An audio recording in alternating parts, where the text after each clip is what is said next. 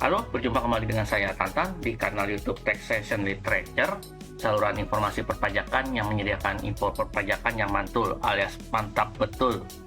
Dan apabila ada komentar, pertanyaan maupun saran, silakan saya tuliskan di kolom komen.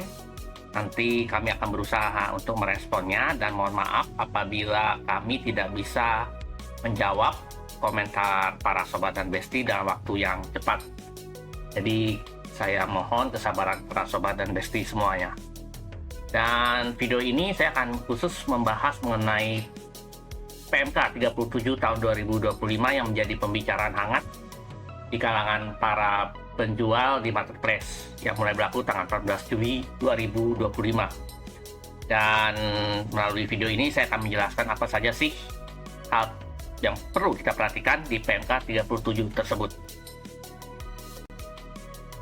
Pihak lain yang ditunjuk Menteri Keuangan sebagai pemungut PPh pasal 22 atas penghasilan yang diterima atau diperoleh pedagang dalam negeri dengan mekanisme perdagangan melalui sistem elektronik. Pihak lain tersebut merupakan penyelenggara perdagangan melalui sistem elektronik yang bertempat di wilayah Indonesia atau di luar wilayah Indonesia yang memenuhi kriteria tertentu. Kriteria tertentu tersebut yaitu penyelenggara perdagangan melalui sistem elektronik yang menggunakan escrow account untuk menampung penghasilan dan memiliki nilai transaksi dengan pemanfaat jasa penyedia jasa elektronik yang digunakan untuk transaksi di Indonesia melebihi jumlah tertentu dalam 12 bulan dan atau memiliki jumlah traffic melebihi jumlah tertentu dalam 12 bulan. Nanti akan ditetapkan oleh Menteri Keuangan yang akan didelegasikan kepada Direktorat Jenderal Pajak untuk menetapkannya. Pedagang dalam negeri yang mendapatkan atau memperoleh penghasilan melalui sistem elektronik dipotong pihak lain, merupakan orang pribadi atau badan yang memenuhi kriteria. Pertama, menerima penghasilan menggunakan rekening bank atau rekening keuangan sejenis, dan bertransaksi dengan menggunakan alamat internet protokol di Indonesia atau menggunakan nomor telepon dengan kode negara Indonesia. Sebagai catatan penting, termasuk di dalamnya perusahaan jasa pengiriman atau ekspedisi, perusahaan asuransi, dan pihak lain yang melakukan transaksi dengan pembeli barang dan atau jasa melalui sistem elektronik. Pedagang dalam negeri harus menyampaikan NPWP atau NIK dan alamat korespondensi kepada pihak lain yang ditunjuk sebagai pemungut pajak. Apabila peredaran bruto pada tahun pajak berjalan sampai dengan 500 juta rupiah, pedagang dalam negeri juga harus menyampaikan surat pernyataan yang menyatakan bahwa peredaran brutonya pada tahun pajak berjalan sampai dengan 500 juta rupiah. Hal ini berlaku untuk WP orang pribadi. Apabila pedagang dalam negeri telah memiliki surat keterangan bebas, pemotongan dan atau pemungutan, pedagang yang bersangkutan juga harus menyampaikan surat keterangan bebas tersebut. Untuk penyampaian informasi tersebut harus dilakukan sebelum penghasilan diterima atau diperoleh. Untuk surat pernyataan WP orang pribadi di atas harus disampaikan kembali setiap awal tahun pajak berikutnya apabila menerima penghasilan dengan peredaran bruto tidak melebihi 4,8 miliar rupiah dalam satu tahun pajak.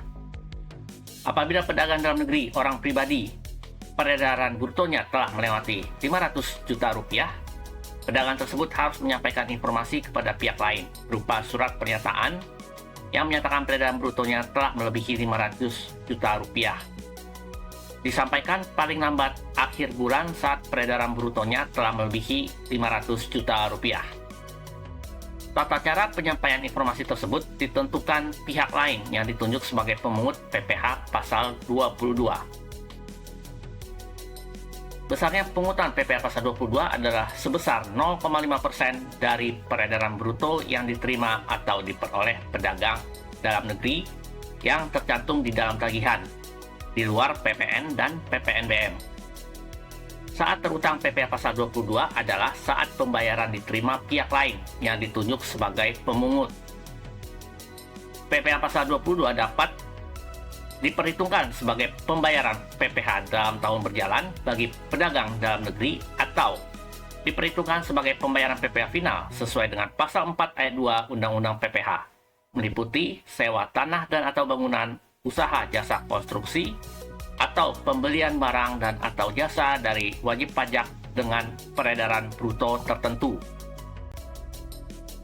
Apabila terdapat selisih kurang PPh final terutang dan PPh pasal 22 yang dipungut pihak lain, selisih kekurangan tersebut wajib disetor sendiri oleh pedagang dalam negeri sebagai pajak penghasilan final sesuai dengan ketentuan perpajakan yang berlaku. Apabila terdapat selisih lebih antara PPh pasal 22 yang dipungut dan apabila terdapat selisih lebih antara PPh pasal 22 yang dipungut dan PPh final yang seharusnya terutang atau tidak seharusnya terutang, atas selisih tersebut dapat diajukan permohonan pengembalian sesuai dengan ketentuan aturan pajak yang berlaku. Besarnya pungutan PPh pasal 22 sebesar 0,5% dari peredaran bruto tetap dikenakan, walaupun pedagang dalam negeri tidak menyampaikan informasi NPWP, alamat korespondensi, surat pernyataan khusus orang pribadi yang menyatakan bahwa peredaran brutonya sampai dengan 500 juta pada tahun pajak berjalan, kemudian menyampaikan surat keterangan bebas, surat pernyataan khusus orang pribadi yang menyatakan bahwa peredaran brutonya telah melebihi 500 juta rupiah pada tahun berjalan. Apabila transaksi menggunakan mata uang selain rupiah, pungutan PPh pasal 22 dihitung dengan mengkonversikan ke dalam mata uang rupiah dengan menggunakan kurs yang ditetapkan Menteri Keuangan yang berlaku pada saat pembayaran diterima pihak lain yang ditunjuk sebagai pemungut. Pihak lain yang ditunjuk sebagai pemungut tidak melakukan pemungutan atas penghasilan yang diterima atau diperoleh pedagang dalam negeri melalui sistem perdagangan elektronik sehubungan dengan transaksi. Yang pertama, penjualan barang dan atau jasa oleh wajib pajak pribadi dalam negeri yang memiliki peredaran bruto sampai dengan 500 juta rupiah pada tahun berjalan dan telah menyampaikan surat pernyataan. Kedua, penjualan jasa pengiriman atau ekspedisi oleh wajib pajak orang pribadi dalam negeri sebagai mitra perusahaan aplikasi yang memberikan jasa angkutan. Yang ketiga, penjualan barang dan atau jasa oleh pedagang dalam negeri yang menyampaikan informasi surat keterangan bebas. Keempat, penjualan pulsa dan kartu perdana. Kelima, penjualan emas perhiasan, emas batangan, perhiasan yang bahan seluruhnya bukan dari emas, batu permata dan atau batu lain yang sejenis, yang dilakukan pabrik emas perhiasan, pedagang emas perhiasan dan atau pengusaha emas batangan. Keenam, pengalian hak atas tanah dan atau bangunan atau perjanjian pengikatan jual beli atas tanah dan atau bangunan. Pedagang dalam negeri wajib membuat dokumen tagihan atas penjualan barang dan atau jasa dengan mekanisme perdagangan melalui sistem elektronik. Dokumen tagihan tersebut merupakan dokumen yang dipersamakan dengan bukti pemungutan PPh pasal 22 bagi pedagang dalam negeri yang bersangkutan.